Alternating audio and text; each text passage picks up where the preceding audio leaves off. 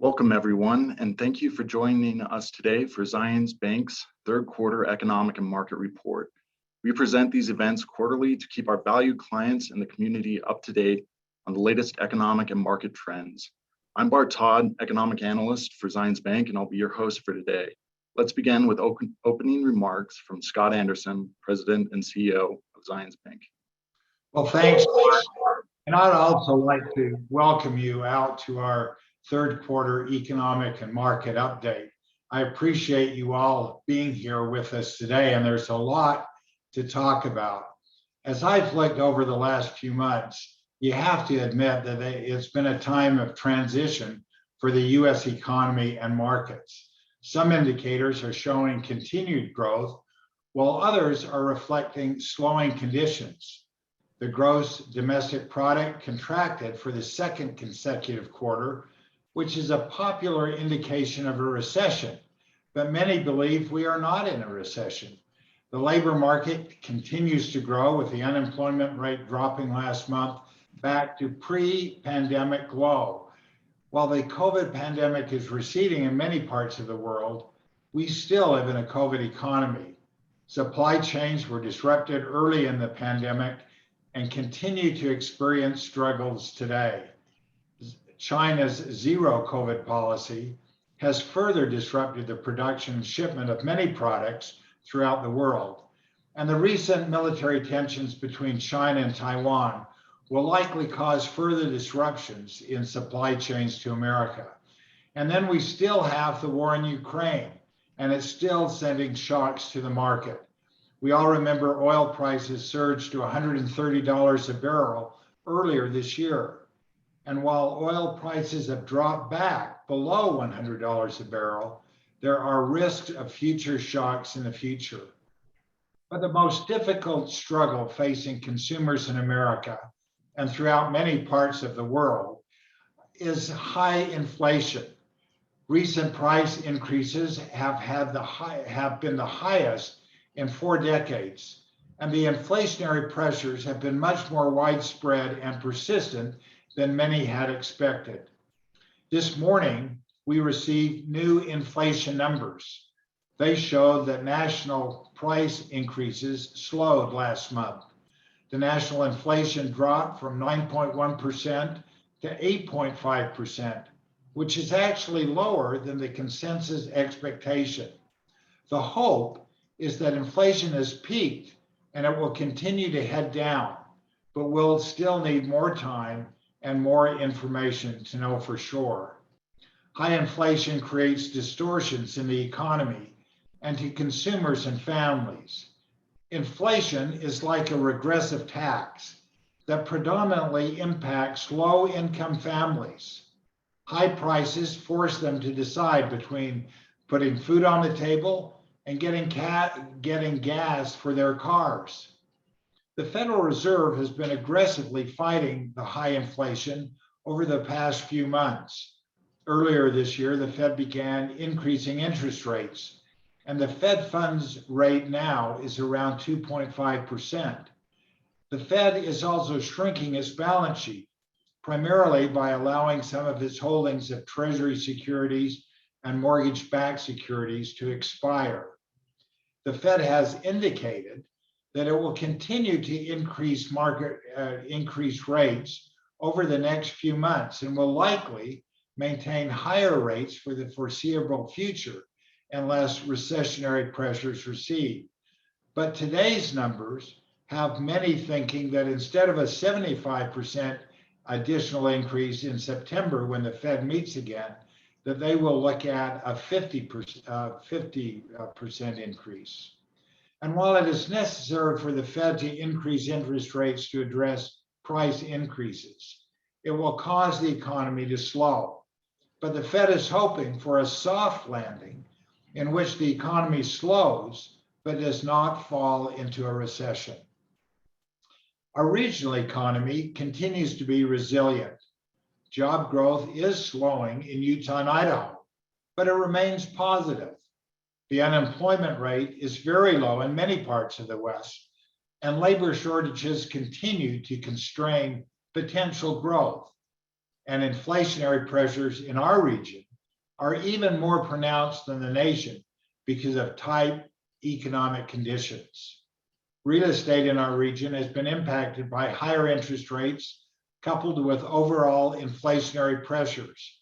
Home prices, while still growing on an annual basis, are experiencing downward pressure from decreased demand and consumer uncertainty. But our regional economies remain fundamentally strong, and I'm confident that we will thrive even in uncertain economic times. Today, we will hear from Zions Bank senior economist Robert Spendlove, who will give us an overview of the economy. And Robert will then be followed by Rich Mebius, portfolio manager for Zions Bank Wealth and Fiduciary Services, who will review how the markets are looking today. And now I'll turn the time back to Bart for further introductions. Thank you, Scott, for your remarks. Before we begin today, I'd like to note that we will have a Q&A session following the presentations. I had a lot of excellent questions submitted during the registration for this webinar. In addition, you can also submit your questions during the presentation that we'll plan on addressing at the end. Our first presenter, Robert Spendlove. Robert Spendlove is a senior economist at Zions Bank, where he monitors and reports on economic indicators and public policy developments. He is known for his insightful and understandable approach to explaining economics. Let's turn the time over to Robert. Great, thanks, Bart. It's good to be with you today. And I'm just going to quickly share my screen.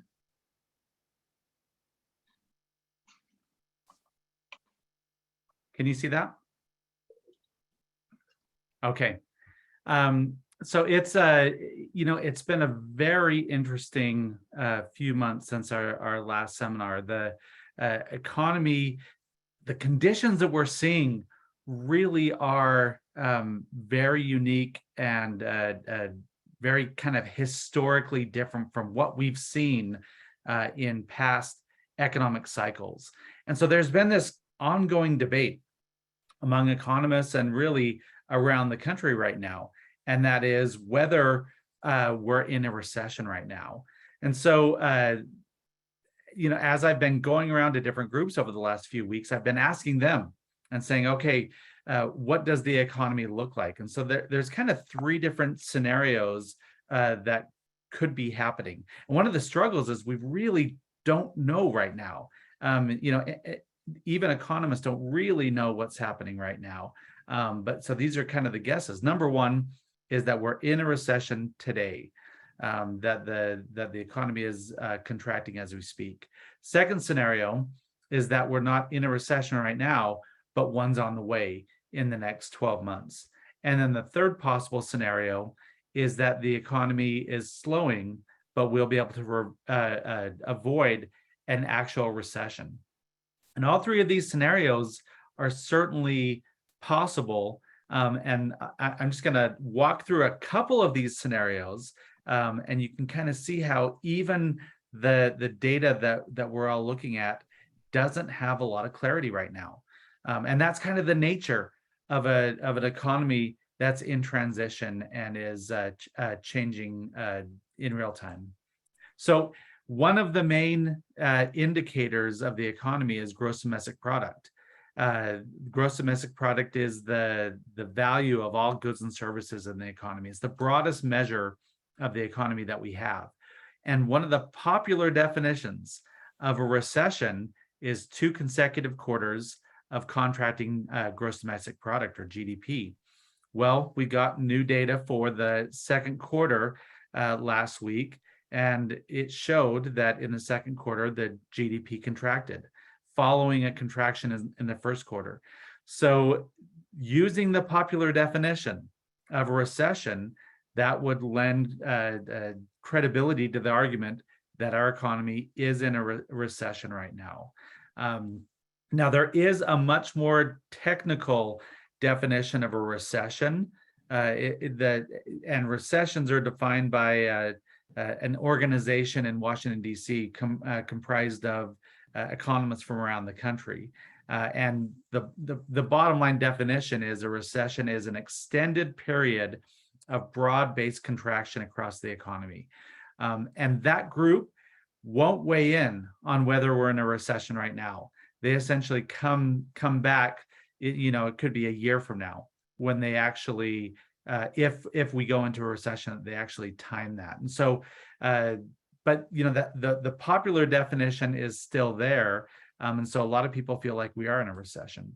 If you look at the second scenario, that a recession is on the way, this slide kind of indicates something along those lines. So if we look at the yield curve is essentially just looking at the maturity on different or the interest rate on bonds with different maturities. And so we have anywhere from 1 month all the way out to 30 years.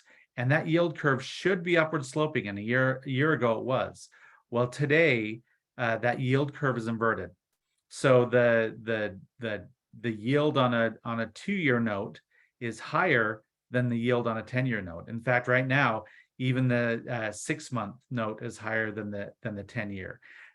Virtually every time this has happened in the past, it's preceded a recession.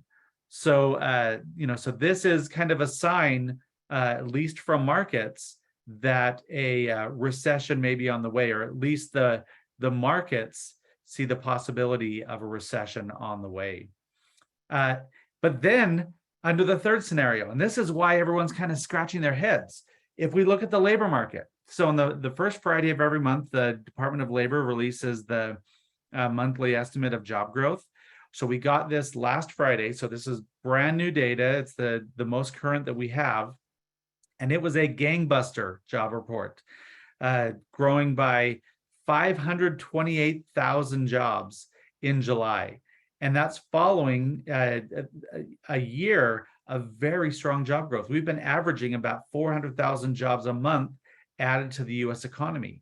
The expectation going into the report last week was that job growth had slowed from around 400,000 the previous month to 250,000.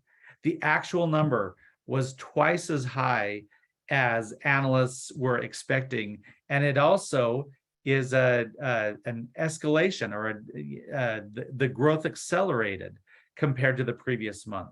So that indicates a very strong labor market.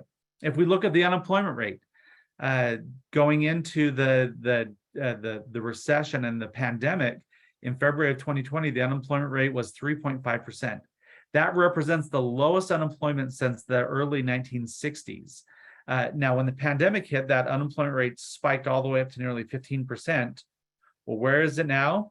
It's back down to 3.5% again. So we're essentially back to, and we were already in a tight labor market, but that unemployment rate continues to tick lower and lower. So that, again, would indicate a very strong labor market. But I want to show you one of the areas where we just have inconsistencies in our data. So the unemployment rate is dropping, our labor force, our employment is growing. But so this is looking at monthly job change. But another indicator is the weekly change in unemployment insurance benefits. So this is looking at initial unemployment insurance claims. And what we see here is that trend is moving up. So we kind of saw a bottoming in initial claims for unemployment insurance benefits back in March with just over 150,000. Today, it's at 260,000. If you go back before the pandemic, that number was averaging around 250 to 300,000. So we have seen UI claims moving up. This is an indication, or it should be an indication, that the labor market is starting to slow, and we're starting to take up some of that slack. But it is inconsistent with the drop in the unemployment rate that we saw from the Friday jobs report. So that's one of the areas where there's just not a lot of clarity.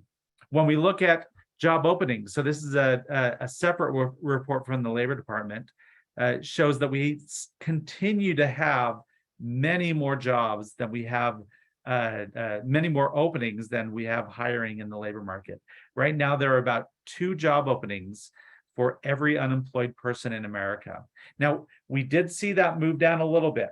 The previous month was 11.3 million jobs, and now we've dropped down to about 10.7. So we do see a little bit of movement in the direction of that, but still that gap is enormous. And that's a historic gap between the demand for labor and the availability of labor in the market. And then this is the one that just has me has a lot of people kind of confused. So again, we had that very strong 500,000 jobs added. That unemployment rate drops down. So there's high demand, and we saw the labor force participation rate drop in July. That is completely inconsistent with what we should have seen. The labor force participation rate is the percent of the population that is working or looking for a job. And so it's a measure of how many people are in that labor force. Now, our high water mark is 67% in 2000. And then we've seen that kind of trending down over the last 20 years. This was the retirement of the baby boomers. So we've seen about 10,000 people reaching retirement age every single day in America. And that trend will continue for the next 10 years. But then right around 2015, that trend started to reverse. The strong economy was pulling people back into the labor force. We get hit. So, this number right here is about just over 63% going into the pandemic. We see the pandemic hit, lose 22 million jobs in the spring of 2020. But then the labor market starts to recover. We see that participation rate going up. But then just a few months ago, we saw that participation rate peak, and now it's trending down again. So what that means is that even though there's that high demand, even though we have that unemployment rate back to pre-pandemic level, we have people leaving the labor force. And so that is a kind of a problem area. We've been hoping, we really need labor force participation to get back up to that 63% where it was before the pandemic. But even if in an economic environment as strong as we have right now, if we can't be pulling more people into the labor force, there's some estimates that this may be a new normal, and we may not be able to get back that labor that we have before, and we could be in a new normal of the kind of labor shortages that we've been experiencing for the past couple of years. With that tight labor market, we've been also seeing very strong wage growth. So our long-term average in our wage growth over the last 20 years has been about 3%. Where are we today? We're at 5.2%. This is, this is an area that I'd like to see that wage growth coming down more than it is. Wage growth is a double-edged sword. It's great for workers to be getting higher wages and pay increases. However, wage growth drives inflation, and so we need to see both inflation and wage growth coming down in order to address some of the overheating that we've got in the economy. And in the last report, that wage growth did not come down. It stayed at the same level that it was the month before. The other struggle that we see, and I'll show you this in just a minute, but even with this very high wages, it still doesn't keep up with inflationary increases. So real wages are actually negative, and wage growth is not keeping up with inflationary growth. Even if, so let's just take the scenario, if wage growth were higher and matched inflation, that's also a problem. Because the inflation is so high, wage growth can drive higher inflation, and it turns into what we call a wage price spiral, where that wages chasing higher price increases, and then employers have to raise their prices more to keep up with their wage growth. And that's what really created the problem in the 1970s. So what the Fed is trying to do is they're trying to bring down that wage growth. They're trying to bring down the inflation to a more manageable level. This is how that inflation really distorts the economy. So looking at consumers, and this is one of our real struggles right now. So this is the University of Michigan's Consumer Sentiment Index, and going into the pandemic, it was right around 100. So that's kind of our basis, and it was sticking around that level for several years. We had the initial shock of the pandemic. It dropped down to around 70, and then we saw it start to recover and going back up again. It hit a high point in March of 2021, and ever since has been dropping. In June, they're reading, so the University of Michigan has been collecting this data for the past over 50 years. And this is the lowest they've ever recorded, coming in at a reading of 50. It's kind of bounced off that low, and it's up a little bit, but that's still a much lower consumer confidence than we'd like to see. And we can really sense that low consumer confidence in the economy right now. So people just don't feel like the economy is doing well. They just don't feel like the economy is operating like it needs to be. The reason for that is that inflation that Scott mentioned. That inflation. So remember that consumer confidence started to turn down in early 2021. That's right when the inflation started to really take off. And we've continued to see that inflation marching higher and higher pretty much every month for the past year. Now, we just got, like Scott said, we just received new inflation numbers this morning. There's actually a few different measures that we use to look at inflation. One of them is the one I'm showing you here, which is the Consumer Price Index. Another one is the Personal Consumption Expenditure. And this one is kind of what's interesting is the Federal Reserve actually prefers the personal consumption expenditure, but this is more of the not politically, but it's the more popular measure that you'll hear about on the news much more. And so that's why I've kind of featured this one, and it's also the most current. So what we have been seeing is that inflation, the highest really in 4 decades.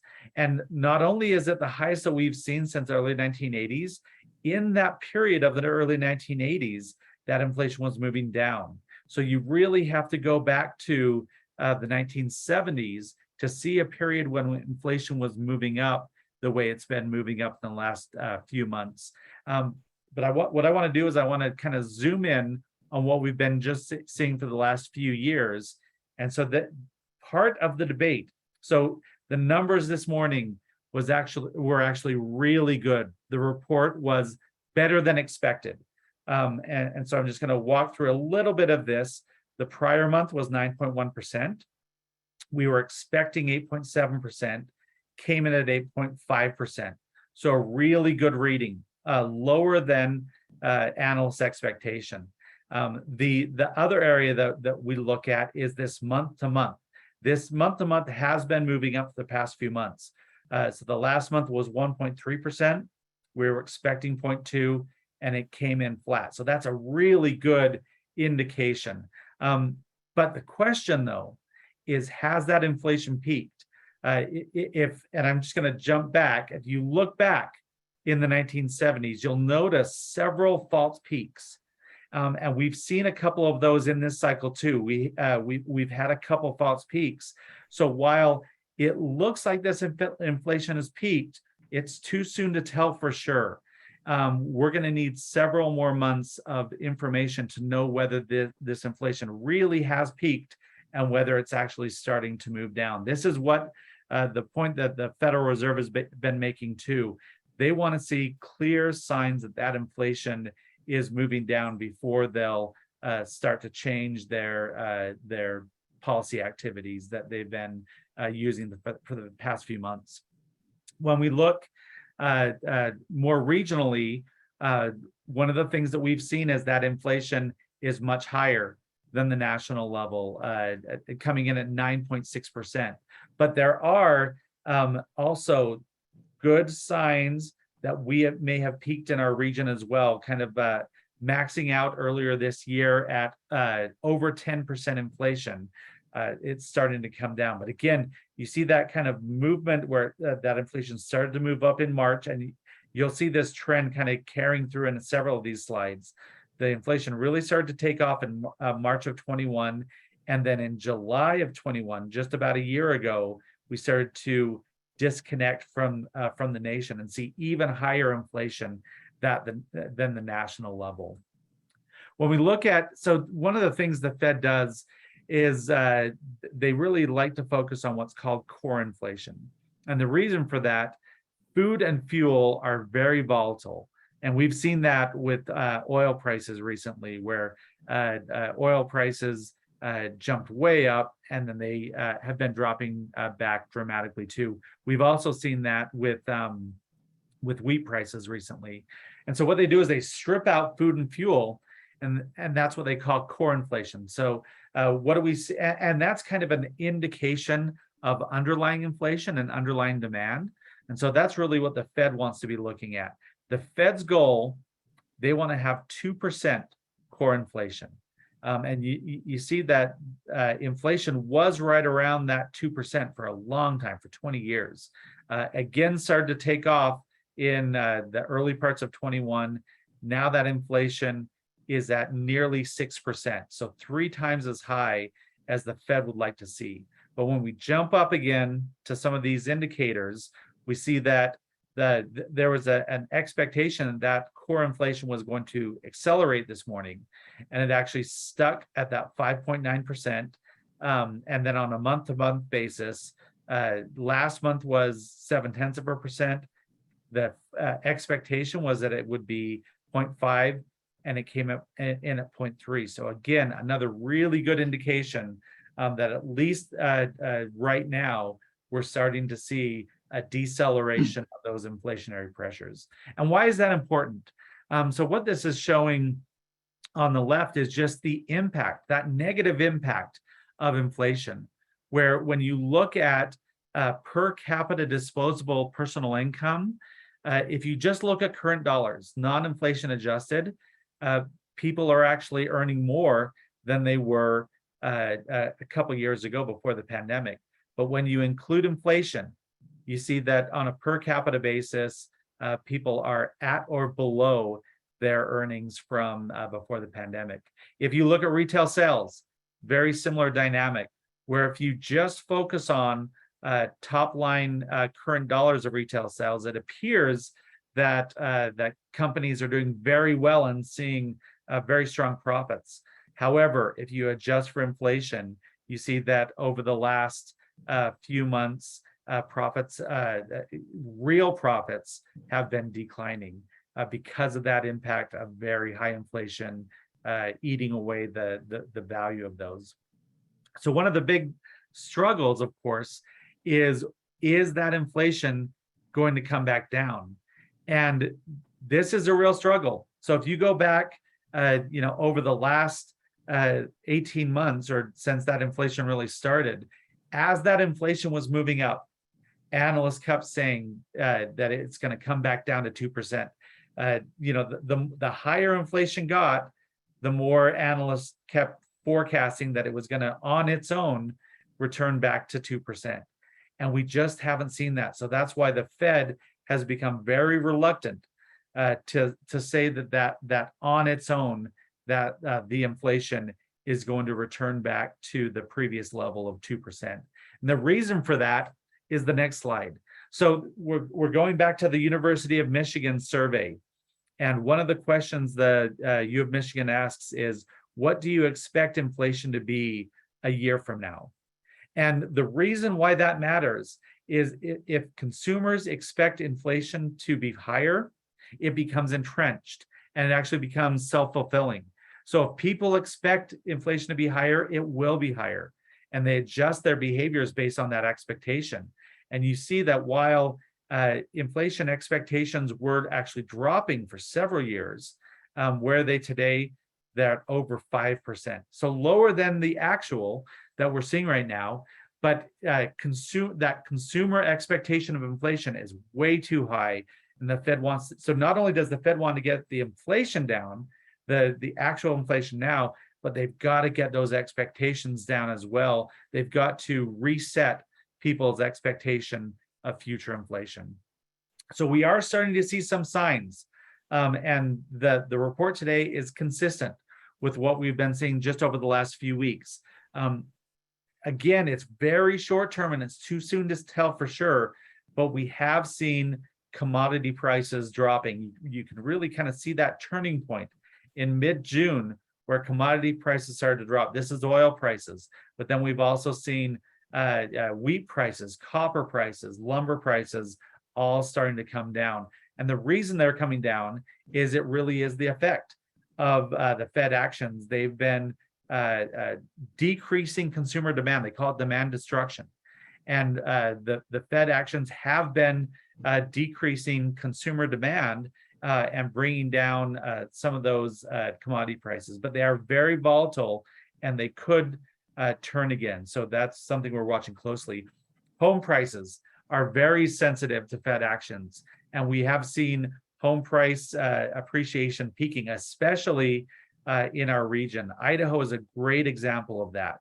And if you look back in the last cycle, Idaho really was ahead of the curve in the increase in home prices, but then also led the drop in home prices when the Great Recession started. What do we see in this cycle? Again, Idaho kind of led on the way up. Idaho's home price appreciation peaked in October at 35% annual home price appreciation, whereas it today down to 15%. We see Utah's a little further behind Idaho on the curve. Utah peaked out right around 29% and is now at 24%. The US hasn't shown a clear peak yet, but I think we're at or just off the peak in home price appreciation in the US as well. But then if you look at kind of the ongoing demand for housing, we are seeing a very quick turn in housing demand. For instance, Redfin said that in the Boise market, 60% of the homes on the market right now have reduced their asking price. In Salt Lake City, Redfin says that 50% of the homes on the market have reduced their asking price. So we are seeing a very quick turn in housing demand. Now the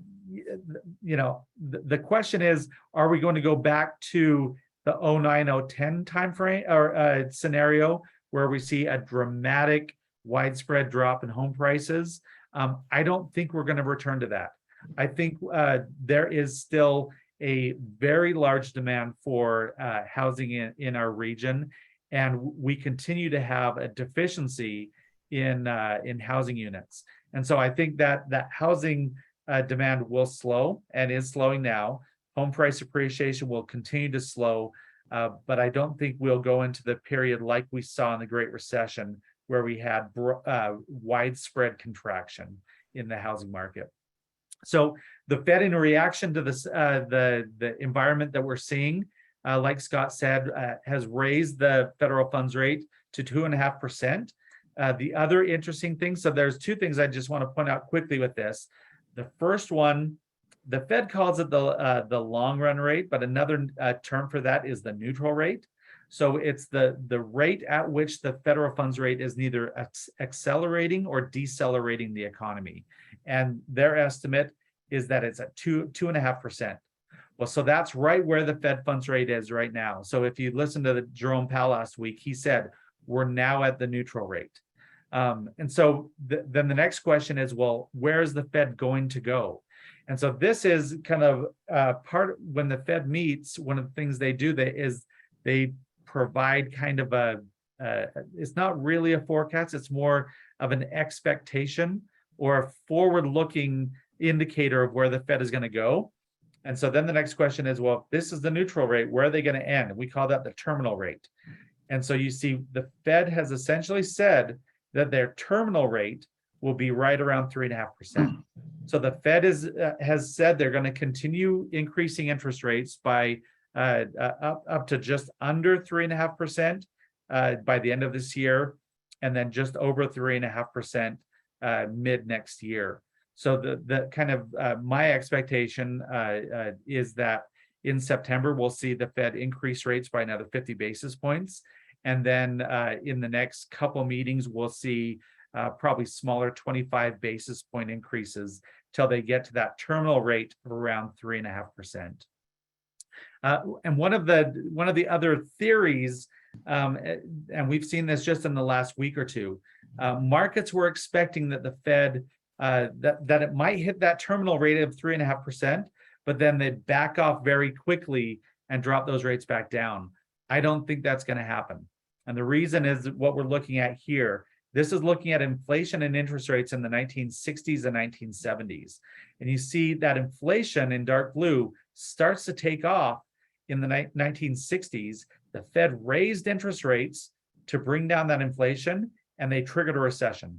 So they got nervous and they backed down, and that they dropped rates, and that inflation dropped, but it didn't return to the previous low.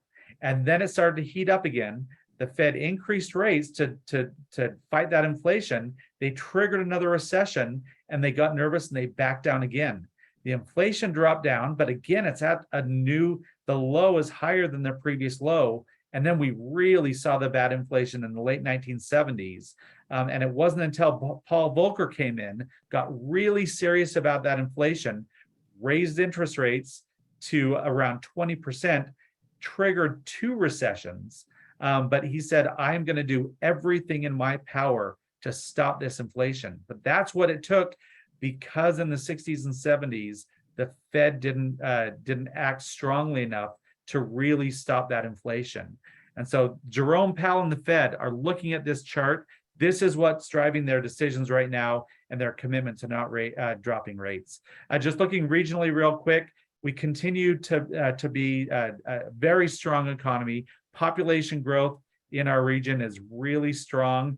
We continue to be kind of the center of the fastest growing area of the country. Our employment growth is also strong, but we are seeing signs of that employment growth dropping. U.S. growth rate over the last year is 4.3%, but in both Utah and Idaho, that growth is right around 3%. Wyoming, 2.1%. So we are seeing slowing in the employment growth in our section, or in our region. But part of the reason for that is our employment growth really happened early in the cycle. As we reopened the economy, we saw the economies of Utah and Idaho really bump up. And now if you compare the employment of right now to pre-COVID, both Utah and Idaho have the highest employment growth in the nation. When we look at the unemployment rate, that's another constraint to economic growth, is very low in our region. 2% in Utah, 2.5% in Idaho, just over 3% Wyoming, 2.4% in Montana. We do see a little bit higher unemployment in California, Nevada, New Mexico, and Texas, but even those, historically speaking, are very low unemployment. When you look at kind of that impact of employment relative to unemployment, you see that during good economic times, employment grows and unemployment drops. In recessions, those flip. So you can see where they cross in the Great Recession, and then again before the recession, the COVID recession, where we now unemployment is very low, employment growth is high in both Utah and Idaho. Now we have seen that unemployment kind of bottoming, but it could kind of bump along that low level for a significant period of time. Just kind of putting it all together, the economic environment, I do feel better about the economic environment after today's data than I did maybe a week ago. We got our labor market continues to be strong. Our inflation is still too high, but it is starting to drop. It may be peaking. But I do believe that the Fed will continue to raise rates until we have clear signs that the inflation is peaking. But then in our region, the economies continue to be very strong. And even in times of economic uncertainty, I'm confident about the strength of our economies. With that, I'll send it back to you, Bart. Great, thanks, Robert. You really have a gift for explaining economics and public policy so well. Just all that information that's packed in there. Because of time constraints, Robert went through a lot of material quickly. So we're going to be sending out a link to the recording of the webinar as soon as it is available. Take your time, digest it. However, now I'm going to introduce our next speaker, Portfolio Manager for Zions Wealth Management, Rich Mebius.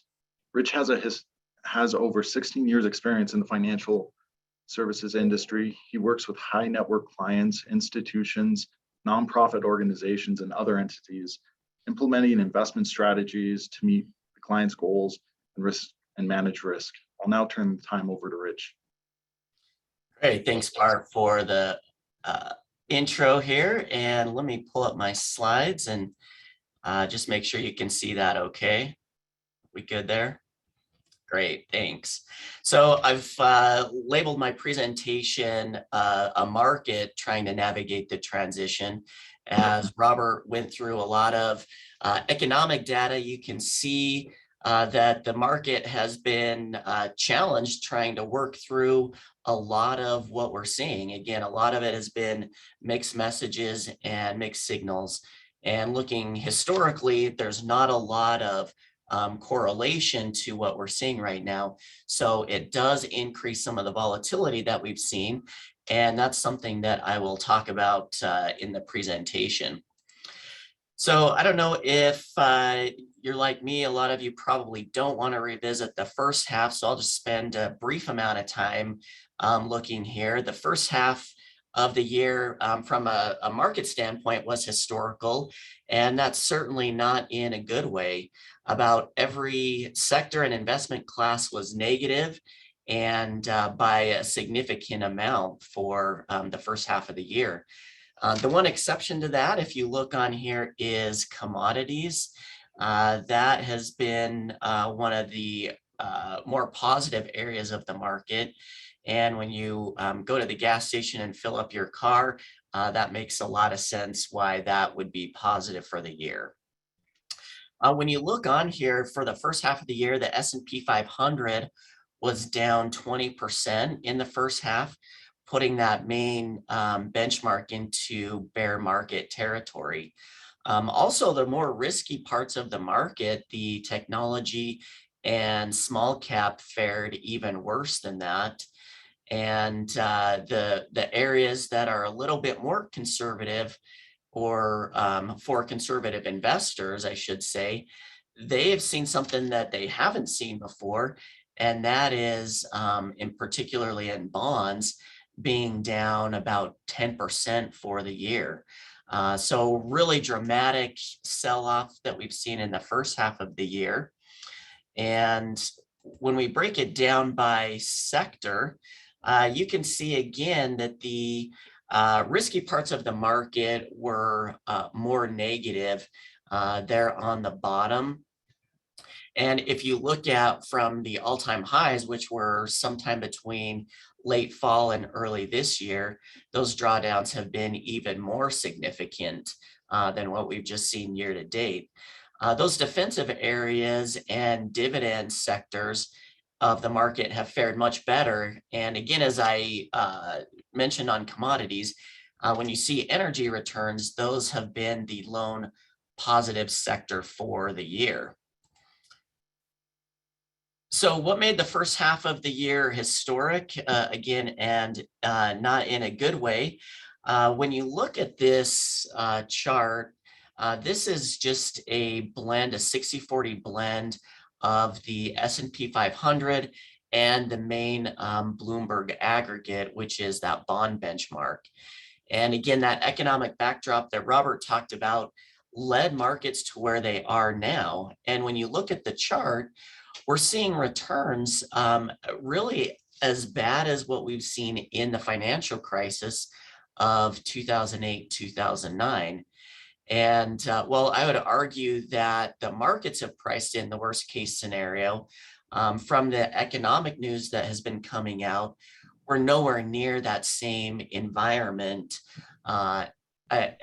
and nowhere near that moment in time. So we think a little bit of this has been an overreaction in the market, but nevertheless, here we are, and pricing in some of that worst case scenario.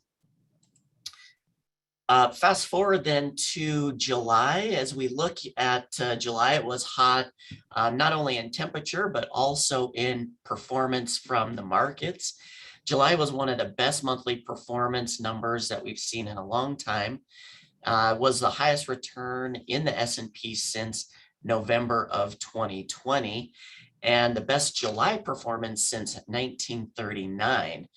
Also in a reversal there, growth stocks led performance for the month, with the NASDAQ up over 12% for the month. And then those other growth areas like small caps up over 10%. We also saw a little bit of recovery in bonds. If you see that there on the right, bonds for the month were up about 2.5%. So a nice sort of sigh of relief in July. However, year-to-date returns are still negative, but having those strong numbers in July really puts a good dent in that performance number for the year. The markets over the last few weeks have been trying to figure out what that future looks like. Today, the market is up strongly on that inflation report. So the market's just going to continue to navigate the jobs number and additional inflation numbers before the Fed meets, and then ultimately whatever those rate hikes are, the market will continue to move off those numbers. So as we also start to wrap up second quarter earnings, a little over 90% of companies have reported. The S&P there is in the middle, and overall pretty strong, solid earnings numbers. 75% of the companies reported earnings above estimates. And actually, this was a surprise because historically that average is about 66%. Just in time consideration here, I think the important thing to note here is for expectations for the rest of the year, that has been lowered. So for full year, the earnings has been revised down to 8.1% from 9.5%. And then also earnings revision for next year have gone down to 8.2%, and that was from 9.3%. So we're starting to see how that inflation is slowly starting to impact companies and hitting profitability there. So one of the, I guess, bright spots in the recent market sell-off has been valuations. We see stock market valuations brought back down more to that historical average, and we actually hit below that average earlier and since bounced off that a little bit. But overall, from a valuation standpoint, we're still sitting at pretty attractive levels from a long-term perspective. The rebound in July was nice. Again, that did move us off those lower levels. There is, between now and September, when the Fed meets, there's not a lot of catalyst to move the market. So we could give up a little bit of ground here, especially from valuation standpoint. And I'll talk a little bit more about that as I wrap up my comments here. At the beginning, I mentioned volatility, and that's one of the questions that I get asked quite a bit from clients is they'll say, does it feel like the markets are more volatile than they've been in the past? And the next two slides are going to answer that. And the answer to that question, though, is yes. Markets overall have been more volatile. And this chart that we're looking at charts 1% moves by the S&P 500. And already this year, we've experienced 73 days when the market has moved either up or down by 1% or more. And that's well above the average of 61 days. We also have a lot more trading days to go before the end of the year. So we would expect that to move higher. And if we include today, that number is going to go up yet again. So we are seeing a lot of larger swings in the market. However, the stock market isn't the only place that we're seeing volatility. In fact, bonds and currency are also showing high levels of volatility.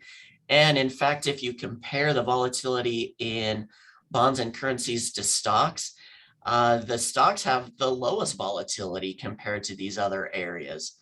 So we're looking at a chart that's just charting volatility, and you can see that that volatility in other areas has been really high, and we expect that to stick around. Even though some of the day-to-day might slow down a little bit, just that level of volatility we expect to stay. And so we don't see that calming down anytime soon. And probably just another reason for investors to stay focused on that long term, because that day-to-day can be, really all over the place. Robert talked a lot about the Fed funds rate, so don't need to go into that really anymore, other than just a reiteration that after the jobs report, the market had priced in a 75-point move. Now after inflation, that's back down to 50. Again, what I would say is this just feeds into that volatility. We're going to see these numbers changing pretty dramatically over the next really several weeks until the Fed meets again, because we are going to get a lot of economic data. So, really just staying focused on that long term and, really what the data implies. And I'll get back to that in my concluding thoughts here. But the data is just going to suggest some additional volatility. When we look at the 10-year Treasury, the point that I want to make here is that we did peak around 3.5% on that 10-year Treasury. Since then, yields have come back down. Right now, it's sitting at about 2.7%. But if you look at the yields here, it does start to make sense if you think back about your Finance 101 class, where if yields go up, the value of bonds goes down. And that really dramatic increase higher and in such a short period of time is what's caused those bond returns to move down so low and so quickly. Again, we are in an inverted yield curve. We could see the 10-year start to creep up. We do start to see some resistance as we get closer to that 3.5%. So seeing it go beyond that is a little challenging at this point, because again, we do see some resistance and it moves lower after that. So let me just conclude here on my thoughts. So sometimes these charts can be a little busy and a little bit difficult to understand.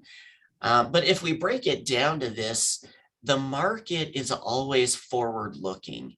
And when we look in context of a recession, the market has generally started to price in a recession and has moved lower before we get to that recession. And then also the market tends to bottom out before the recession becomes official. In fact, when you look at this chart, you'll see that on average over the recessions that have been charted since the 50s, in every case but one, the market hit the lows before the recession lows. And on average, that's about 3 months prior to that, before strong returns follow that. So, what I want to say is I'm certainly not signaling the all clear. We do have a lot of economic issues to work through, but it does appear, at least for the time being, that the worst is likely behind us. And especially with today's inflation number, that would seem to corroborate that view. And the odds of this, soft landing that we've heard about have been increasing, that we can get through that and navigate without either going into recession or that it's a shallow recession. Now, having said that, again, we still have some things that we need to work through. Earnings revisions have moved lower. Market valuations have moved up a little bit. So we're going to be what I would call headline driven, meaning the news that comes out, is it going to make the Fed be more aggressive on Fed rate hikes or less aggressive on rate hikes? So that's what's going to move the market over the next several weeks. Also, some of the wild cards that I mentioned earlier in the year haven't really changed, and that is the continued war in Ukraine and what that does to energy prices, and then also any kind of escalation from China toward Taiwan. So, what I would say is expect to see more of the 1% trading days through September and certainly through the rest of the year. And with that, I will turn it back to Bart. Great. Thanks, Rich. It's always a pleasure listening to your presentations on the market. So there are a few minutes left, so we have some time for some Q&A. We received a lot of great questions. There's actually one in the chat right now. I'm going to pass this over to Robert. It's how to bring down wage growth and inflation. What's the answer? Oh, you're on mute, Robert. Oh, we always do that. It's a great question, and it's one of the big struggles. It's something the Fed is really going to be struggling with. They're trying to bring down both of those. The ultimate solution is productivity growth. If we can continue to increase worker productivity, that's a way for employers to be able to charge lower prices and still be able to give real wage growth. And that's really what the Fed is pushing for. That's a really great answer. So question for you, Rich, what do you advise for investors? Yeah, as we look through a lot of the questions that were asked, there was kind of a range between helping young investors to helping investors that are transitioning to retirement. And the answers to those are going to vary because time horizon has everything to do with your investment and your asset allocation. So it seems kind of a cop-out answer to say that we really want you to talk to somebody, but that's the reality. There's a lot of things, a lot of moving pieces, as we've seen, that make investing a little more challenging than it has been. And working with someone to work through some of those issues is going to be really important.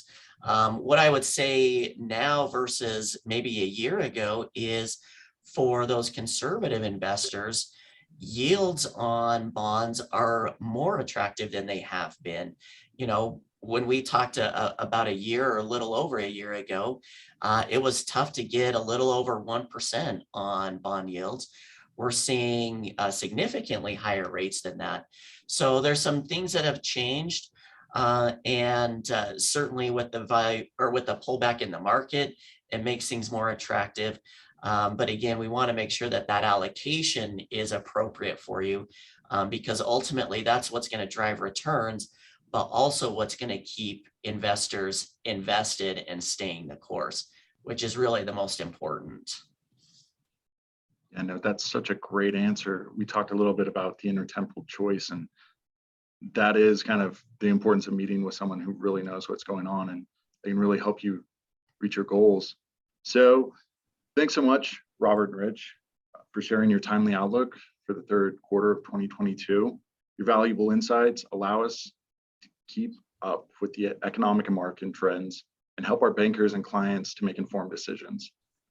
If you should have any follow-up questions for Robert or Rich, we will keep the slide up for a few minutes with their contact information. There will also be a survey coming your way, so please rate the effectiveness of today's webinar and any comments or questions you may have for us. In addition, we can be an email of this recording of this presentation by the end of the week, so you can rewatch it as many times as you'd like or share it with your colleagues and associates. We post these videos and other reports online at zionsbank.com/economics. Thank you for your business and continuing to trust Zions Bank with your banking needs. We will continue to host seminars like this one and hope that you will join us again soon.